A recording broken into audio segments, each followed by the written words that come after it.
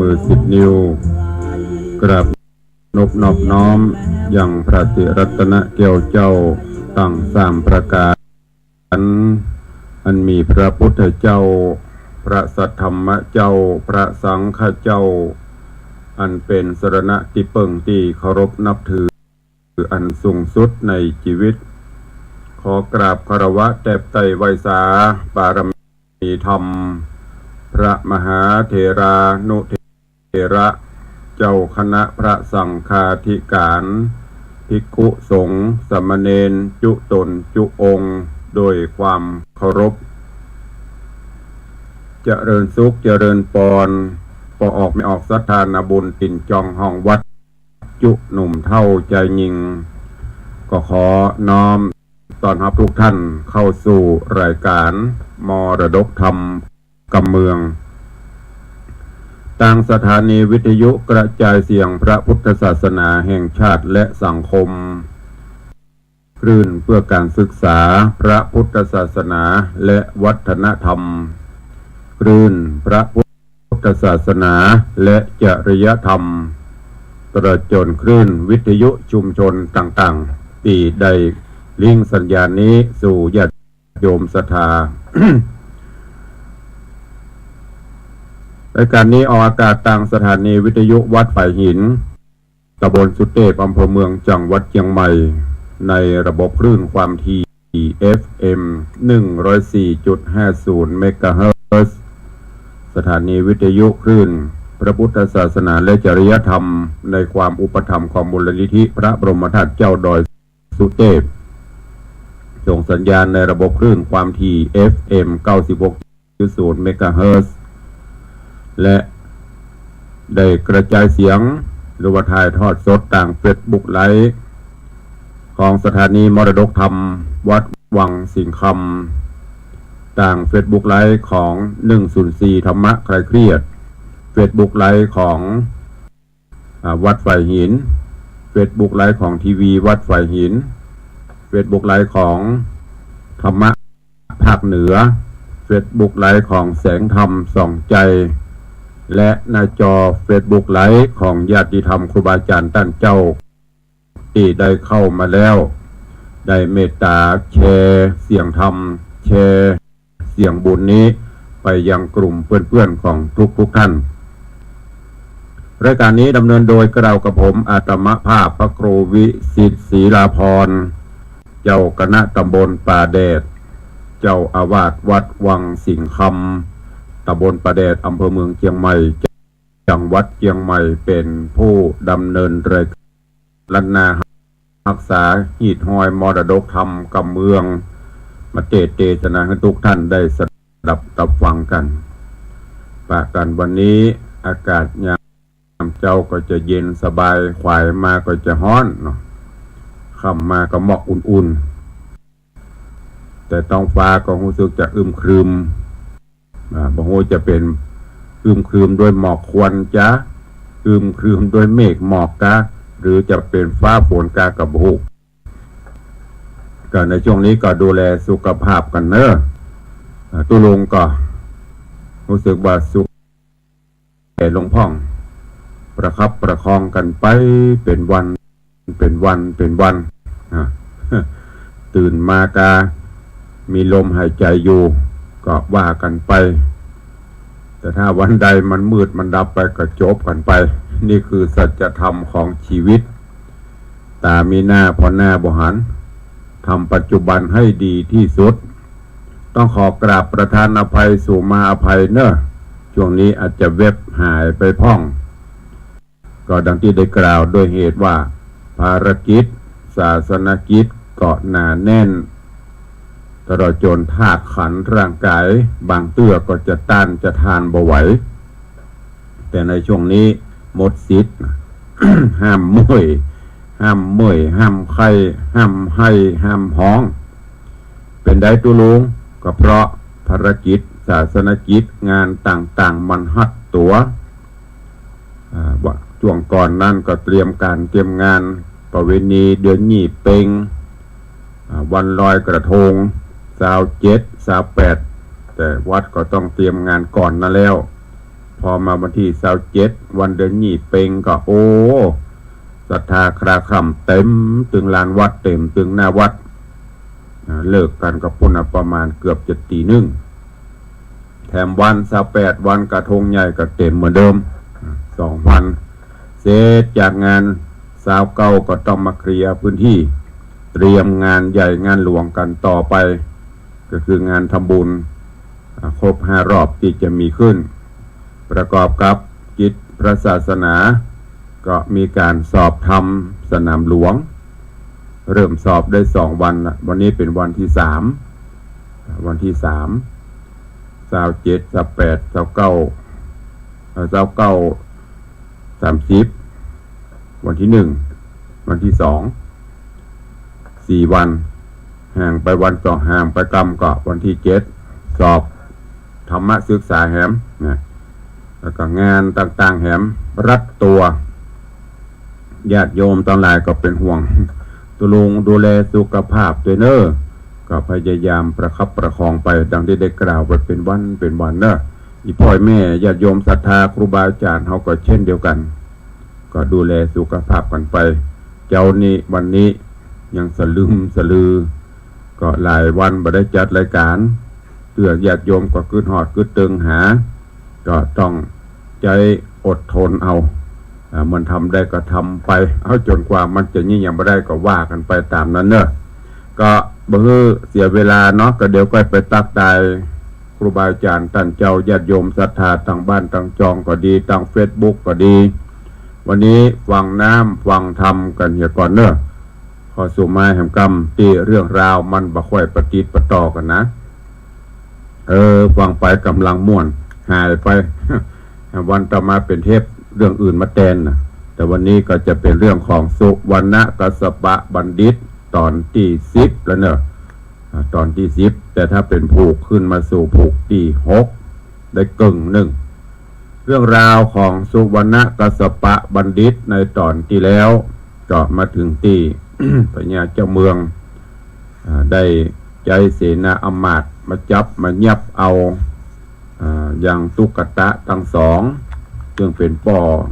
ของโพธิสัตว์เจ้าเต่าคำหรือว่าเต่าอองค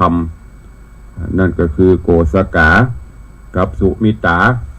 ตีพรามไปใส่โตดใส่ตาว่าไปรับเอาสลุงหลวงสลุงคำของเปิ้นมาครั้งแรกไม่ประสบความสำเร็จก็ยังบัลคลายความพยายามใส่ใครใส่ความต่อมาครั้งนี้อาวุธครบมือมาจับมายับเอาถึง2ป่ายปอโพธิสัตว์เจ้าเต่าคำกระซ้ำลาป่อลาแม่ไปเยี่ยมไปเยือนสหายก็คือไปเยี่ยมงูไปเยี่ยมเสือในป่าเขาลำเนาไผ่ปุ่นทางเพก็เดือดร้อนล่ะประสบเหมาะมีภัยกีดมีภัยขวางเรื่องราวของสุวรรณกัสสปะบัณฑิตจะเป็นจะได้ก็จะเริญปอนเจิญทุกท่านเนอะติดตามสดับรับฟังกันในตอนที่10ณโอกาสบัดนี้ นะโมตัสสะภะคะวะโตอะระหะโตสัมมาสัมพุทธัสสะ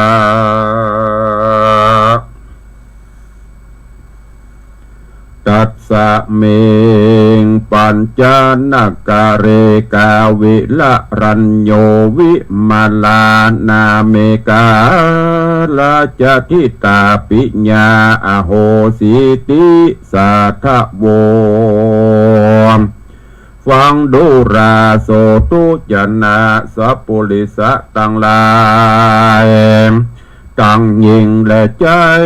หนุ่มเทาอันมาเล่าสู่ทาดาฟังจุงตังโสตาจำแจ้งทีหือหูจักที่แก่นสา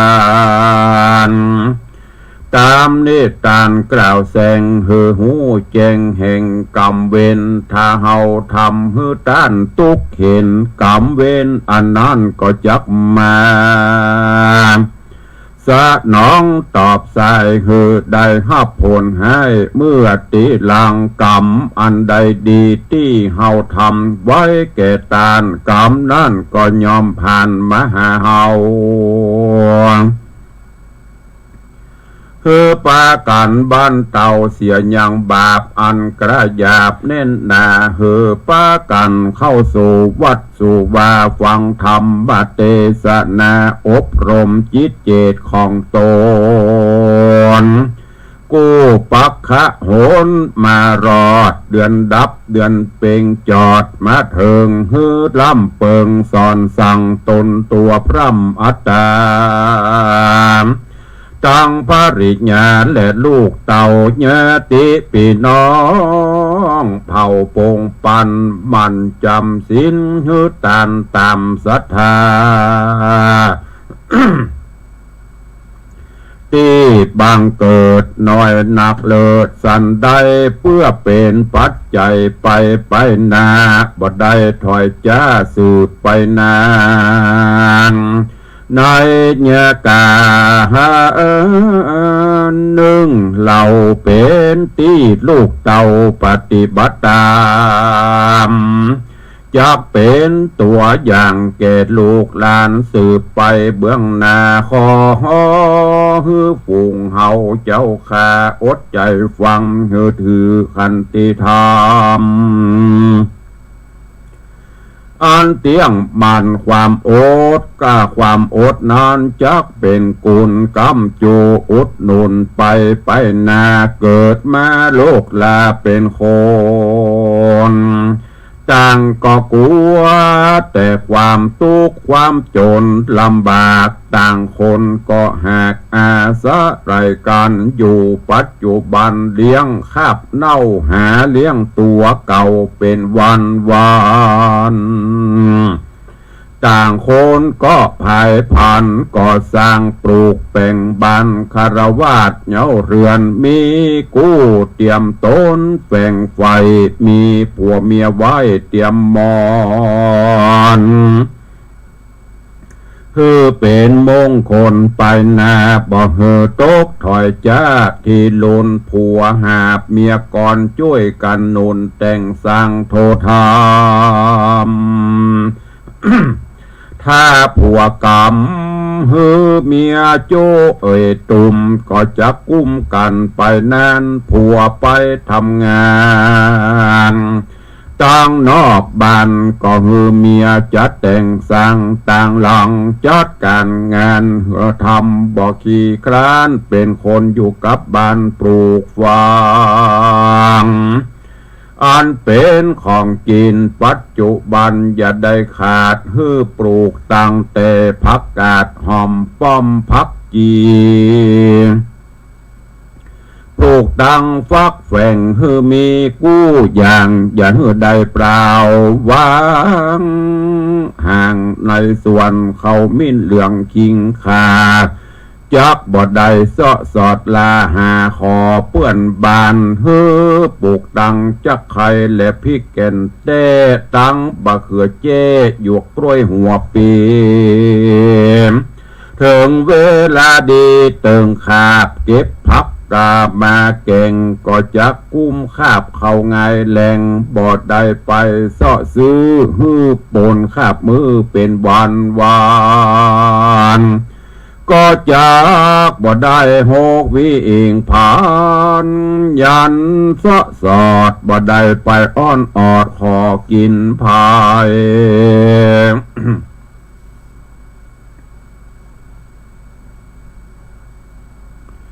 ขอกินไผ่ก็ยังจักได้ช่วยไปเพื่อแผ่ยังพ่อแม่พี่น้องเอาเป็นคำขาดที่ผัวหามาได้ก็จักได้เก็บไว้เป็นทุนก็จักเป็นมูลบังอันจักอยู่ตั้งได้กินได้ตานจากบ่ได้ทุกผ่านโศกเศร้าอันหนึ่งนานแล้วเฮือได้คบยำแยงยังผัวแป้งเมียขี้น มีใจหลิงนอมพบยาม อย่าจากรรมกระหยาบอันบ่สุภาพใส่ผัวตนเมียตนได้อดทนอย่าประมาทเมื่อเติงกาดละหากดีรับนอนก็ผัวเป็นได้นอนก่อนเมียก้อยยองนอนตามที่หลังอย่าได้ย่างตะเสียงดังโศกซาบโตนโตนฟากสะนันถึงผัวจักป่ามืดมัวกำสะเอาโลกมาเมื่อจะเอาจับนึ่งเข้าหุงแกงก็คบยำแยงย่องอย่าเสียงสะนันกองเนืองนันเอามีดมุยฟันทะถากยังเสียนหากลวดดังไฟจะเป็นเสนียดจังไรหิยากหายากได้มันใส่บาตรภิกขุเต็นจักเป็นดีจุ่มเย็นกลับบ้านอย่าได้ขี้เกียจขี้ข้านทำการนาเอาลูกเด็กขามาเป็นตีอังได้ขาดห่างเสียการงานก้อนลูกน้อยให้ครางก็แต่งมานอนกลอมก็ลวดเลยผ่อนรับตัวกันบ่ผัวหันก็อ้างว่าไอ้น้อยบ่อยู่มันลบลูกกวนคุยติด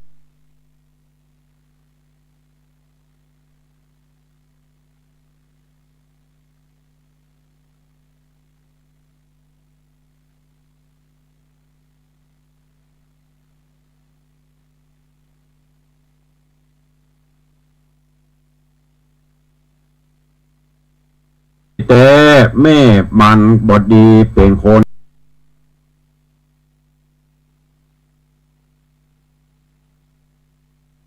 เป็ดไก่ก็บ่เอา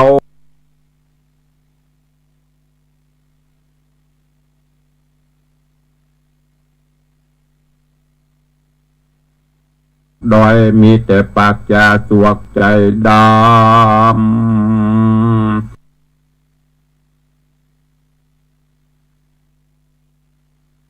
พายสวยลาง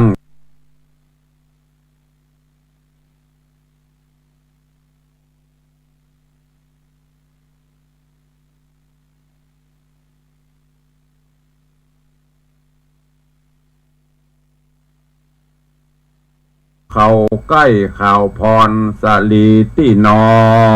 นเหมือนมุ้งกระต่ายมีก้าแต่งตัวใหม่ผูกผ้านุ่งปุดสุยสายของลับปอออกกันปีกปอกจากทำงานซ้ำได้มาทำอาหารคาบเขาอันนี้แล้วเปิ้นว่ายิงปลาบอกวันเอามาเป็นสาลีแม่บานจากตุกเสียงทานเถิงตาย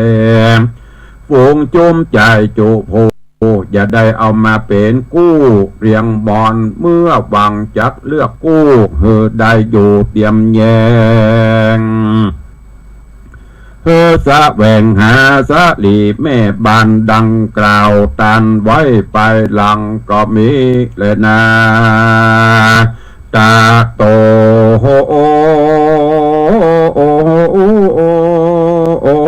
ในการละนันใส่พรำบาปใบปุโรหิตา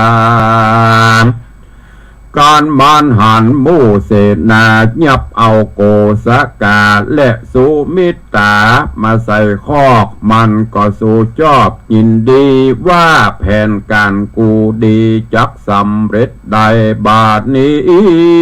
กูจักเอาสัตว์เดรัจฉานบาปใบเต่าคำเอามาฆ่ามันตายเสียลางแล้วบ่มันมีชีวิตอยู่ใดเตียวดินมาดูถูกกูยินเจ็บใจ ใจขนาดหาว่ากูเป็นคนบาปใบปาลากูจักหาอุบายเอามันมาหือใดกูจักบ่ไว้ชีวิตมันและนาตาตาในกาละนั้นเราพรำบาปเศร้าปาลามันอาฆาตมหาสัตว์เจ้ามันใคร่ฆ่าพระนอดเนาเฮือชิบหายปางเมื่อเจ้าชมชายสุวรรณเต่าคำจะกำสอนแก่พ่อแม่ว่าช่วยเหลือโคแก่คนปาลายอมจากตกต่ำจะต่อจนโศกเศร้าพรามปู่เท่าได้ยินมันก็หาว่าพระนรินทร์ได้ดูถูกมันก็จริงผูกเวรกรรมมันพยายามทำจักขาดยังพระนอดลาเต่าคำมันก็รีบเรียวปันบอดจ้าขึ้นกราบทูลพระเจ้าฟ้ากาเวนว่าพระพรหมินทร์องค์อาจว่าข้าพระบาททูลขอถวายยังพระชมชายอาจอย่าบ่ปนกล่าวตามที่ข้าบาทเจ้าได้ตำนายว่าตาม104บ้านเบืองเฮานี้จักมีเกิดขึ้นอย่างอันตรายเพราะเฮาบ่ได้คงควายเลี้ยงผีเมืองสักเตื้อตำลานี้ข้าพระบาทเชื่อแต่นักหนาที่นานพระราชาเจ้าบอกว่าอุบายปู่เท่าเป็นสันใดพระราชาจริงตรัสใคร ถามเล่าว่าเฮาจักเอาสั่งมาเลี้ยงฮือหายหมดเสียงยังอุบัติภัยเพื่อเฮือใดอยู่สวัสดีไปนาทีนานพรามบาปกราปาลามันก็โยกมือสาขึ้นไหวว่าคราบาทไทยทำนายดูว่าผีเมืองมันบ่จูโดยง่ายจากเลี้ยงวัวควายจ้างมามันก็บอกกินข้าบาทนรินเจ้าก็จริงตำนายดูแถมเราเป็นดังเก่าท้วนสามก็จริงหูความว่ามันจักกินเต่าคำจนใดข้าบาทขอถวายสารขอองค์พระผู้บานพิจารณาเอาหือใดเมื่อสักกัญญาพรามบาปใบมันทุนสารกับพระผู้บานกาวินติราชเจ้ามันก็กราบลาเจ้าเข้าไปสู่บ้านของตนก็มีวันนั้นเลยนะอาทากาเลในกาละนั้นเราพระราชาเจ้ากาวินกันว่าได้ยินสกัญญาพรามมากล่าวกราบทูลเราเจียนจาลวงหลอกเหอพระราชาลงเชื่อก็เพราะเพื่อมันใคร่ขามหาสัตว์เจ้าตีนั่นเล่าพระราชาก็จริงเรียกเอาเสนามาเข้าเฝ้าแล้วจริงตัดเล่าเจียนจา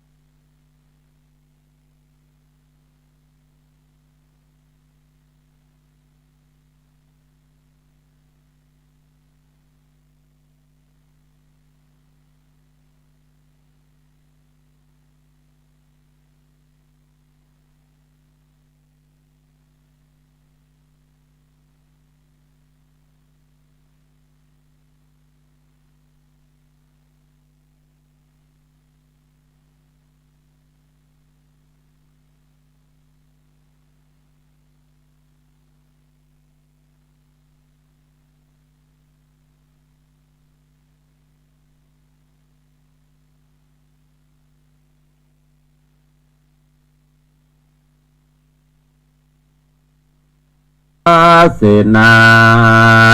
อาหารก็ได้หมู่เสนาก็มาทูลกราบว่าว่าเต่าคำตัวนี้สายข้าพระบาทไทยไปเสาะหาได้2-3 วันเอามา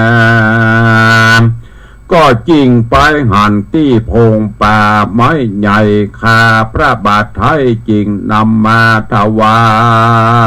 ยติดนันพญากาวินทิราชก็หากมาฮักข้าคอยว่ากูพระองค์ใครใดเอาฮือลูกน้อยวิมาลาเอาไว้ดูนะเกง้อมแต่ก็จำเป็นต้องเอาเลี้ยงผีเสื้อเมืองเพื่อเฮอเสนาเรืองได้อยู่สุขเกษมปนจากเว้นภัยอุบาทแล้วพระราชาก็หากเรียกหามายังสักการะพรามปูเทาเพื่อเข้ามาเฝ้าทูลสารกราบว่าแล้วเต้าไทยจริงปลักไข่จาว่าโดราปุโรหิตาผู้เทาว่าบัดนี้เล่าฝูงเสนาเขาก็หาเต่าคำมาได้แล้วต้านจงรีบผ่านแผ่วเร็วไวเอาเต่าคำไปอย่าจ้าเอาไปฆ่าเลี้ยงผีเสื้อเมืองคือปัจจาเรืองตัวนาได้โป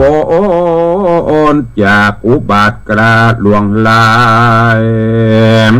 ที่นอนสักกาญพรามก็มีใจชื่นโศว่ากูจักได้ฆ่ายังศัตรูฮือมันกูจักได้ฆ่ายังศัตรูฮือมันล่างแล้วจักได้อยู่ผ่องแผ้วสุขใจและนา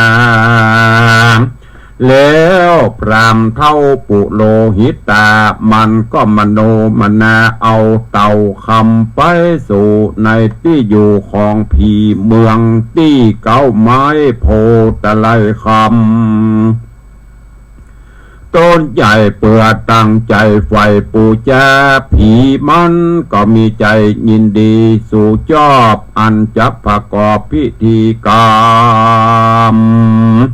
ในการกระทำล้างแค้นจักเป็นที่แน่นใจมันว่าเต่าคำดูถูกมันก็เลยผูกเวรกรร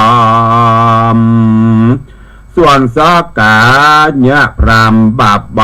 มันก็เรียกข้าใจมาล่วงลายบาดูราคนใจตั้งหลายเหยสูรีบโบยดังไฟกองใหญ่แล้วเอาหม้อตั้งน้ำถอกใส่ตั้งน้อยใหญ่ช่วยกันไว้คนหลัวเข้าใส่เหือไฟลุกใหญ่น้ำเดือดปันกูจับพันลวกเต่าเลี้ยงป้อเจ้าผีเมืองเมื่อเสนาเรืองขาดใจฮับสั่งไว้จากสักกาญพรามมาเขาก็มโนมนาหกแลนพ่องแกวนหาหลัวมาสูมพ่องเกาะงมล้างหมอดังไฟ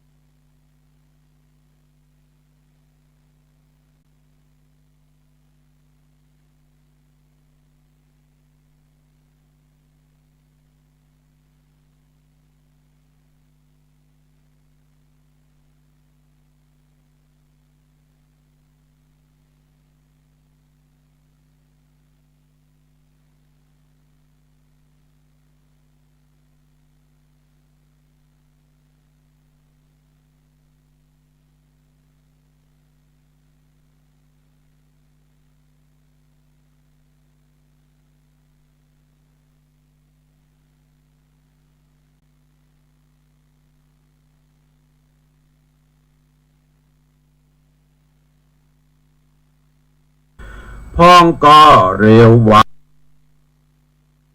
ไปเอาหม้อขึ้นตั้งลอดนะ